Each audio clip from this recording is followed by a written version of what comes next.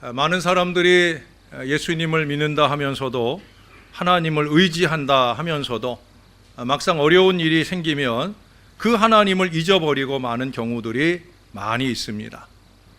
어두운 곳을 몹시 무서워하는 한 아이가 있었습니다.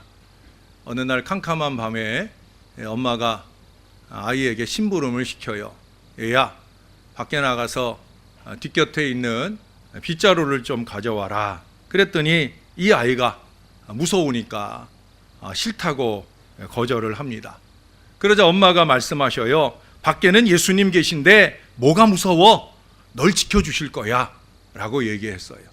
그러자 아이가 엄마에게 정말 밖에 예수님이 계시냐고 물었어요.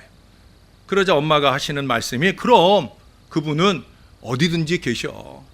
너를 꼭 도와주실 거야. 네가 힘들 때 함께 해 주실 거야. 그렇게 얘기해 주었어요. 그러자 아이가 엄마의 말을 듣고 용기가 났어요. 그래서 일어나서 뒷문을 살짝 열었습니다. 그리고는 밖에다 대고 이렇게 외쳤다는 거예요. 예수님, 거기 계시면 빗자루 좀 갖다 주세요 라고 말하더라는 거예요. 예수님이 계신 줄을 믿으며 말했지만 그 예수님을 의지하고 나아갈 용기는 안 났던 모양입니다. 그런데 여러분, 우리들 중 많은 사람들이 이런 모습으로 살아가요. 예수님께서 가 계시는 그 미래를 밝게 바라보고 용기 있게 나가지를 못하고 어둡게 두렵게 생각을 하면서 주저하고 도망가려 합니다.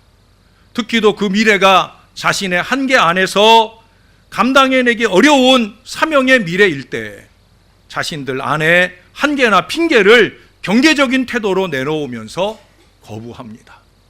엉덩이를 쑥 빼는 경우를 보게 됩니다. 사실 그건 위대한 모세도 마찬가지였으니까 누구나 누구를 탓하거나 원망할 수는 없을 거예요.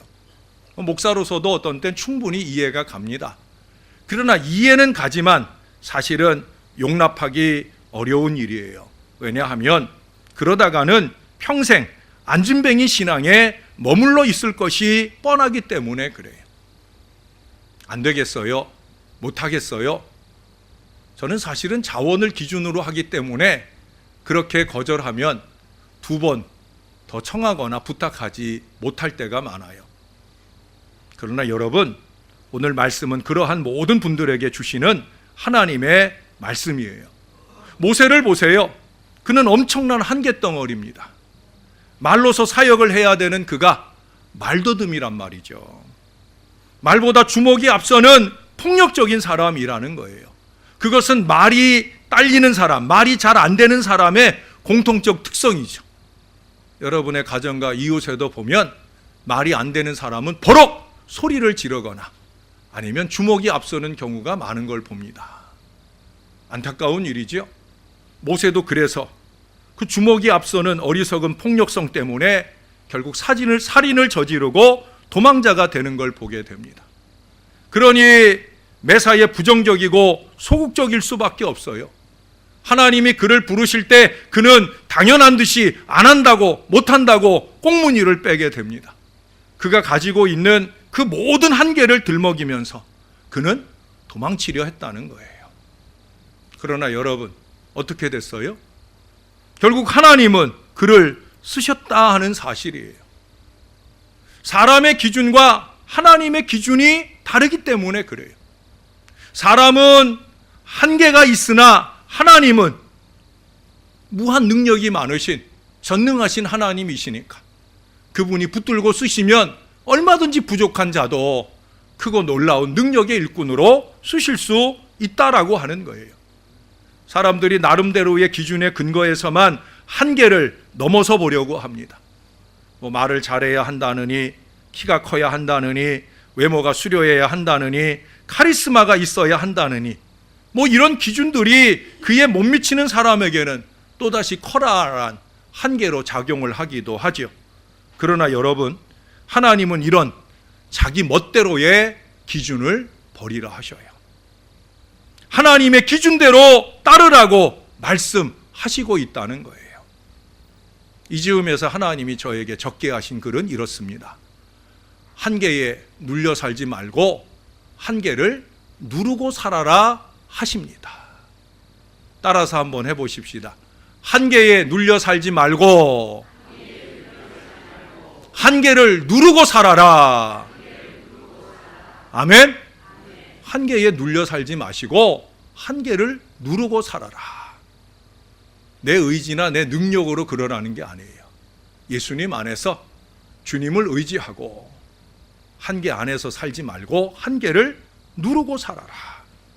사람의 기준대로라면 저도 목사 되는 길로 영영 들어서지 않았을 거예요.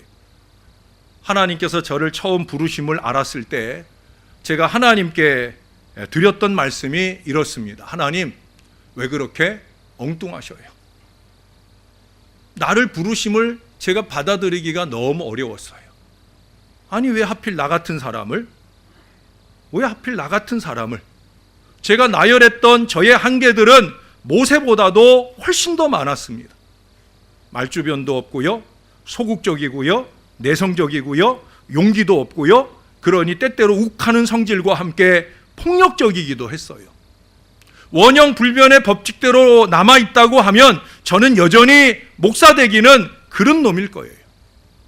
그러나 하나님께서 부르시니까 그 한계 안에서 무기력, 무능력한 안진뱅이가 될 수는 없었습니다. 마치 베드로가 성전 앞 안진뱅이에게 말하듯 저도 저 자신에게 말했어요. 나사렛 예수 이름으로 명하노니 일어나 걸어라. 참 많이 두렵고 떨렸는데 주님의 이름이 제게 용기를 복돋아 주셨습니다. 이유는 딱 한 가지예요. 하나님께서 원하시니까 그게 모든 한계를 넘어서게 한다는 사실입니다. 오늘 본문 앞에는 세례 요한의 아버지 사가랴가 나와요. 앞쪽으로 한 페이지를 넘겨보시면 이 사가랴는 뭐 하는 사람이냐? 대제사장입니다. 대제사장은 제사장들 중에서 으뜸이에요. 우두머리란 말이에요. 그가 가진 이 직임으로만 볼 때 그가 얼마나 대단한 신앙인물인지를 가늠해 볼 수 있어요. 거기다가 10절에 보니까 모든 백성들의 강력한 중보기도로 그를 후원하고 있다는 거예요. 참 부러운 마음이 들었는데 오늘 제가 일부 예배 때 여러분들도 저를 위해 기도하고 계시죠? 라고 물었더니 일부 예배 오신 분들은 다 큰 소리로 아멘 해주셨어요. 그래서 안 부러워요. 2부 예배 때도 한번 물어봐야지. 여러분들도 저를 위해 기도해주고 계십니까? 여기 있는 분들 때문에 안 부러워. 여러분 모두가 저를 위해 기도해 주시는 줄로 믿습니다. 우리가 그런 기도의 교통관계지요. 사가랴도 그랬다는 거예요. 뿐만 아니라 13절에 보시면 사가랴 자신도 많이 간구했었던 것 같아요. 그 다음 말씀들로 볼 때 그 간구의 내용은 뭐냐? 자녀 문제였어요. 자식이 없다는 거예요.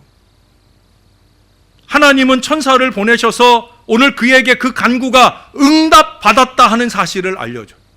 그것도 태어날 아기가 주 앞에 큰 자가 될 것이라는 사명의 자녀의 미래를 보여주셔요. 여러분, 우리의 자녀들이 내가 보는 미래를 보는 게 아니에요. 내 자식이 이렇게 됐으면 하고 내가 바라는 미래가 꿈이 아니란 말이죠. 하나님께서 갖고 계시는 내 자녀를 향한 미래가 내 자식들의 미래가 될 줄로 믿습니다. 지금 이 사가랴의 입장에서는 얼마나 영광스럽고 행복한 미래의 응답을 약속받고 있는 겁니까?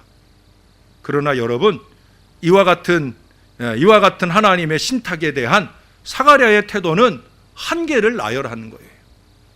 18절을 보시면 거기 사가랴가 천사에게 뭐라고 그러냐면 내가 늙고 아내도 나이가 많으니이다. 그야말로 축복의 쪽박을 깨는 어리석음으로 주저앉아 있어요.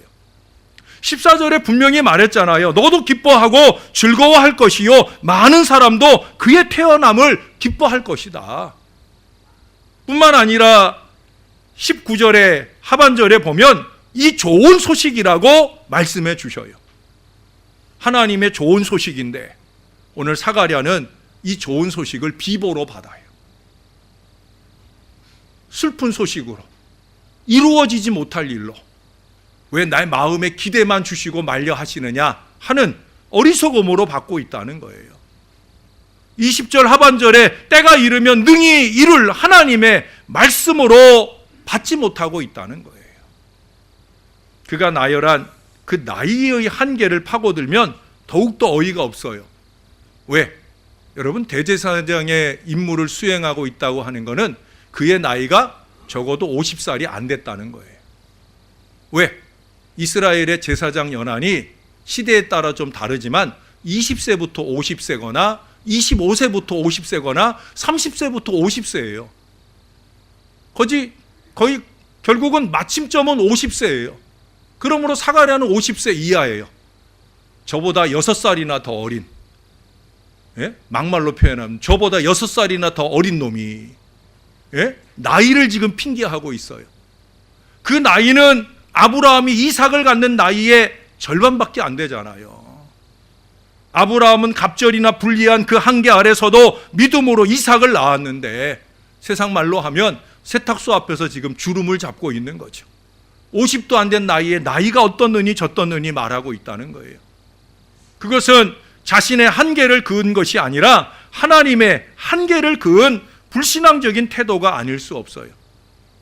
사가랴나 우리 중 많은 사람들이 자기가 할 수 없는 것은 하나님도 어쩌지 못한다라고 생각하는 어리석은 태도를 보입니다. 그러면 하나님을 왜 믿는 걸까요? 왜 그 하나님께 기도하는 걸까요? 그 하나님께 도대체 뭘 기대하며 신앙생활을 하고 있는 겁니까? 자기가 할 수 있는 일이나 자기 힘으로 하면서 살면 될 걸 뭐하러 이처럼 시간 낭비하고 물질 낭비하고 땀과 수고를 낭비하며 살겠습니까? 기도했으면 다른 모습을 보여야 되지요. 백성들이 기도해 주는데 앞장선 지도자가 다른 모습을 보여야 되지요.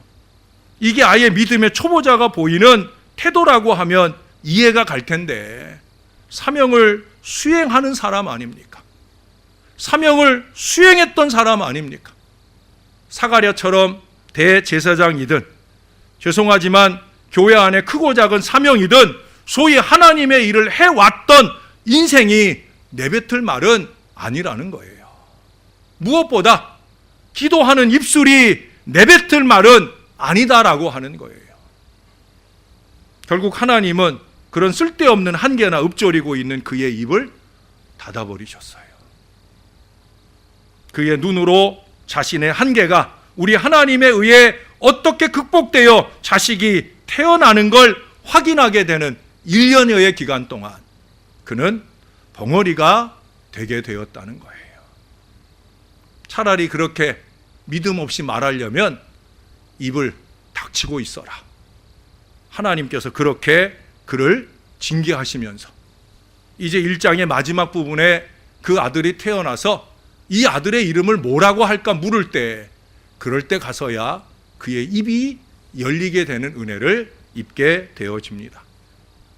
저는 이 말씀을 읽으면서 좀 우스운 생각이 들었어요. 오늘날도 하나님께서 교인들을 이런 식으로 처리한다고 하면 교회 안에는 온통 다 벙어리들만 가득할 거예요. 주일이 돼서 또 왔는데 아무개 집사도 아무개 권사도 여기서도 다 그러고 저기서도 다 그러고 교회에 온통 말 못하는 사람들만 넘쳐나므로 어쩌면 더 시끄러운 공동체가 되지 않을까 하는 생각을 하면서 잠시 웃었습니다. 그러나 여러분, 오늘 본문으로 돌아와 보십시다. 오늘 본문의 마리아를 보세요. 그는 사가랴보다 더 큰 한계를 더 많이 가진 사람이에요. 얼마 전에도 말씀드렸지만 유대교 랍비들, 그들은 이런 감사의 기도를 드렸다잖아요. 하나님, 내가 이방인으로 태어나지 않은 걸 감사합니다. 내가 짐승이 아니라 사람으로 태어난 걸 감사합니다. 내가 여자가 아닌 것이 감사합니다. 짐승보다 못한 취급을 받는 여자, 지금 그 여자로서 지금 신탁을 받는 거예요.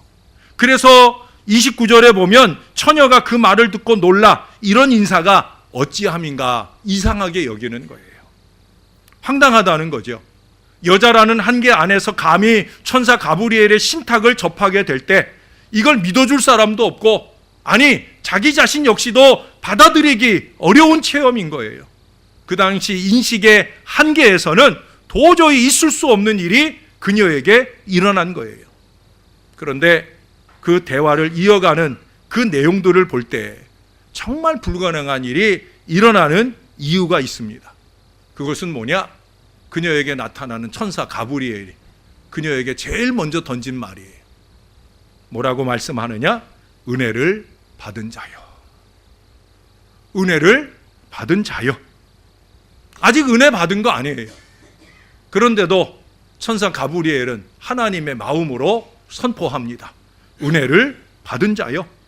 한계를 넘어선 미래적인 이 호칭에 놀라워하면서도 그녀는 그 말씀을 받아요. 하나님은 한계 아래에 있는 나를 보시는 게 아니에요. 이미 한계를 넘어서 있는 사람으로서의 미래의 나를 대하고 계셔요. 은혜를 받은 자여 하심은 현재의 비천한 마리아가 아니라 예수 그리스도의 어머니가 되실 미래의 마리아를 보시며 말씀하고 계시다는 거예요. 하나님은 언제나 그렇게 우리의 미래를 보시고 우리를 대하셔요. 우리는 자꾸 과거로 돌아가려 해요. 우리는 자꾸 육신적으로 돌아가려 해요. 우리는 자꾸 부정적으로 돌아가려 해요. 그러나 하나님은 아니시라는 거죠. 하나님은 우리의 긍정적 미래, 우리가 전혀 기대하지 않은 것 그 이상의 미래를 바라보시면서 우리를 대하고 계신다는 거예요. 사사기 6장에 보면 기드온이라는 사람이 나와요. 제가 4년 전 그때 아마 1월 달쯤에 그 본문을 가지고 설교를 했을 때도 비슷한 얘기를 드렸어요. 기드온에게 나타나셔서 하셨던 첫 번째 기드온을 부르는 천사의 호칭도 그랬습니다. 큰 용사요 라고 부르셨어요. 아직도 작은 자인데, 아직도 미약하고 나약한 자인데, 그런데 그를 대하는 하나님은 그를 부르시기를 큰 용사여 라고 부르셔요. 근데 그 다음에 덧붙이는 말씀이 있어요. 그게 뭐냐? 여호와께서 너와 함께 계시도다. 그의 큰 용사의 가능성은 다른 데 있는 것이 아니라 하나님이 함께 계신다는 거예요. 오늘 본문에도 보세요. 은혜를 받은 자여 하고 난 뒤에 뭐라고 덧붙여요? 주께서 너와 함께 하시도다. 할렐루야. 바로 이거예요. 주께서 너와 함께 하시도다. 이게 가능성인 거예요. 자, 한 번만 더 묻겠습니다. 여러분들은 임마누엘 하시는 하나님이 여러분과 함께 하신다고 믿으십니까? 근데 왜 그 모양으로 사세요? 예? 임마누엘을 믿는다시며 하나님이 너와 함께 하시면 은혜를 받은 자가 되어야 되고 큰 용사로 살아야 되지. 왜 믿음은 코딱지만큼 작게 볼품없이 사느냐는 거예요. 큰 용사요. 은혜를 받은 자요. 여러분, 사가랴를 넘어서는 마리아의 또 다른 한계는 그녀가 처녀라는 거잖아요. 사가랴는 비록 늙었지만 불씨가 남아있는 사람이에요. 또 그의 아내와의 동침도 얼마든지 가능해요. 과학적으로나 윤리적으로나 아무 문제 없어요. 그러나 마리아는 처녀잖아요. 동정녀로서 임신한다는 거, 그냥 성령으로의 잉태라고 하는 것은 오늘날 과학으로도 용납이 안 되는데 그 당시 누가 믿어주겠습니까? 그러니 그녀는 간통죄가 씌워져 돌에 맞아 죽을 수도 있는 윤리적 위험성의 한계까지 가지고 있는 거예요.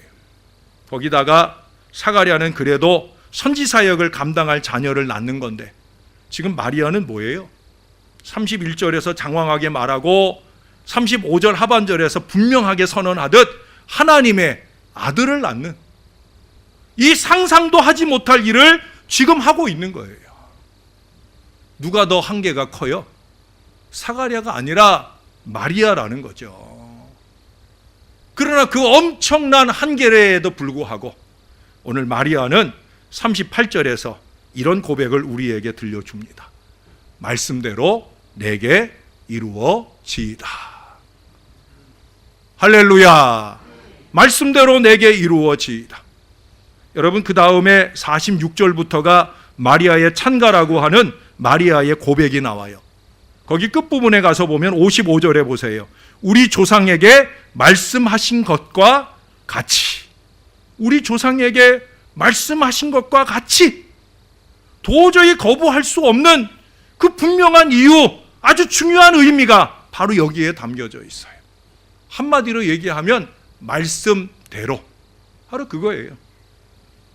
하나님은 일찍이 예언자들을 통해 이스라엘을 위해, 아니 온 인류를 위해 메시아를 보내실 걸 말씀하셨어요. 그 말씀을 이루기 위해 이제 마리아에게 아기 예수를 이 세상에 보내신다는 거예요. 그렇습니다, 여러분. 예수님은 구약의 예언대로 이 땅에 오신 줄로 믿습니다. 말씀대로 이루어졌고 말씀으로 이 세상에 오셨다는 거예요. 우린 그날을 성탄절로 지키잖아요. 성탄절은 세계의 축제입니다. 공산국가인 러시아나 중국도 이미 성탄 트리가 다 점등이 되었어요. 전 세계 모든 사람들이 한결같이 경축하는 날로 그렇게 지켜지는 유일한 날이 바로 성탄절이에요. 세계 1차 대전, 2차 대전 그 긴 전쟁통에도 성탄절에는 잠시 휴전을 하고 그날의 즐거움을 함께 나누는 그런 시간을 보냈었다고 해요. 여러분, 이 모든 것이 말씀이 실현된 역사요, 우리는 그 역사 안에 지금 살고 있는 거예요. 37절에 말씀하는 것처럼 뭐라고 그럽니까? 대저 하나님의 모든 말씀은 능하지 못하심이 없느니라. 그렇기 때문에 그 말씀에 의지하여 한계를 넘어서는 거예요. 그게 저와 여러분의 힘인 겁니다. 벌벌 떨지 마세요. 엄살 떨지도 마셔요. 대저 하나님의 모든 말씀은 능하심이 없느니라. 제가 얼마 전에도 말씀드렸잖아요. 이 비행기 조종사들, 특별히 일반 비행기는 그저 이륙을 하면 그저 목적지를 향해 별 요동 없이 쭉 가잖아요. 근데 전투기의 경우는 안 그러거든요. 전투가 시작이 되면 상대 비행기의 꼬리를 물기 위해서 뱅글뱅글 돌기도 하고 거꾸로 회전도 하기도 하고 난리가 나는 거죠. 그럴 때 이 전투기 비행사는 자기의 느낌을 의지하지 않는다고 그랬잖아요. 내가 똑바로 날고 있는지 거꾸로 날고 있는지 자기의 생각대로 하지 않는다고 그랬잖아요. 뭐라고 그랬어요? 계기 비행을 한다고 그랬잖아요. 철저히 계기를 바라보고 계기의 지시에 따라 비행을 하는 거예요. 그것을 늘 훈련하고 특별히 전시에는 더더욱더 그 비행을 놓치지 않는 거예요. 아무리 느낌상 보는 관점에 따라서 위쪽이 하늘이고 아래쪽이 땅처럼 보여질지라도 눈을 믿지 않고 감각을 믿지 않고 계기를 철저히 믿는다는 거예요. 여러분, 인생을 살다 보면 우리의 눈과 말씀이라고 하는 이 계기가 서로 다르게 말할 때가 얼마나 많아요. 하나님도 그걸 아셔요. 그래서 하나님 말씀하셨잖아요. 내 길은 너희 길과 다르다. 내 생각은 너희 생각과 다르다. 그래서 우리는 심각한 갈등에 빠지게 되어집니다. 그러나 여러분, 신앙이라는 게 뭐예요? 하나님과 다른 내 뜻, 내 맘대로 살려고 하면 신앙이 뭐 필요가 있겠습니까? 신앙은 다른 거 아니잖아요. 아무리 크거나 작거나 하거나 신앙의 기본은 내 눈의 판단이 아니라 이 말씀의 계기를 믿고 따라가겠습니다 하는 게 신앙이에요. 우리가 그 믿음 가지고 천국까지 가는 거잖아요. 가장 어려운 걸음, 천국 걸음을 우리는 그 신앙의 근거에서 가는 거예요. 여러분, 천국의 보장을 어디다 기록해주고 있어요? 성경에 기록하고 있잖아요. 마음으로 믿어 의에 이르고 입으로 시인하여 구원에 이루는 이 진리를 우리가 믿잖아요. 자기한테 유리한 그것만 믿고 다른 말씀들은 다 제쳐두고 나는 내 마음대로 살겠다, 내 생각대로 살겠다. 그거 신앙 아닙니다. 말씀대로 가야 사고를 만나지 않는 거예요. 잠시 어렵고 잠시 힘든 위기를 만날지라도 우리는 반드시 영원한 천국에 이르게 될 줄로 믿습니다. 여러분 자전거나 오토바이를 타보시면 몇 킬로 안 가도 또 시속 몇십 킬로 안 가도 그 속도감이 얼마나 잘 느껴집니까? 예? 무척 빠르게 느껴집니다. 근데 여러분 비행기 타보셨어요? 비행기 타보시면 여러분 아시잖아요. 비행기가 비행을 시작하면 국내선은 400~500km를 가고 국제선은 800km에서 1000km까지도 가요. 1시간에. 1시간에 그렇게 빠른 속도로 갑니다. 근데 비행기 안에 타고 있으면 그 속도감이 느껴져요? 안 느껴져요? 하나도 안 느껴져요. 자전거는 조금만 타도, 조금만 빨라도 아이고 무섭다고 느껴지는데 저는 그래서 이 나이 되도록 자전거를 아직 못 타요. 근데 비행기는 잘 타요. 왜? 수백 킬로를 달려도 아무 느낌이 없어요. 제자리에 있는 것 같아요. 그러나 내 느낌대로 제자리에 있어요? 아니면 빠르게 날아가고 있어요? 빠르게 날아가고 있는 거예요. 하나님께서 열어 보여주시는 실제는 분명히 다른 겁니다. 확실히 다른 겁니다. 여러분 우리의 어설픈 느낌을 믿지 말아야 돼요. 말씀대로 내게 이루어지이다 하는 이 믿음으로 사는 사람만이 그 다른 미래의 실제를 경험할 수 있어요. 많은 사람들이 믿음으로 가서 보게 될 그 당연한 미래를 가지 못한 채 안 된다 못한다 하다가 결국 가지 못하고 나서는 불평과 원망을 쏟아놓는 어리석음을 범하게 됩니다. 좀 믿음을 가지고 가보자니까 말씀대로 기도대로 우리가 믿음을 가지고 가면 역사를 볼 수 있다니까요. 여러분 한 번만 더 따라서 해보십시다. 한계에 눌려 살지 말고 한계를 누르고 살자. 한계에 눌려 살지 말고 한계를 누르고 살자. 한계를 누르고 사는 거예요. IMF가 터진 지 20년이 넘었어요. 그 IMF가 터졌을 때 IMF를 이렇게 해석하고 말했었지요. I am failure. 나는 실패자다. 우리는 실패했다. 그 외침을 외쳤어요. 그때 저는 강단에서 청년들에게나 성도들에게 아니다. 우리가 잘 아는 영어 있지 않느냐? I am fine in Jesus. 나는 좋아. 예수님 안에서. 상황은 분명히 어려운 거 맞지만 그러나 우리가 늘 배웠던 영어 How are you? 하고 물으면 I'm fine and you? 라고 물었던 것처럼 다만 다른 거죠. I'm fine in Jesus.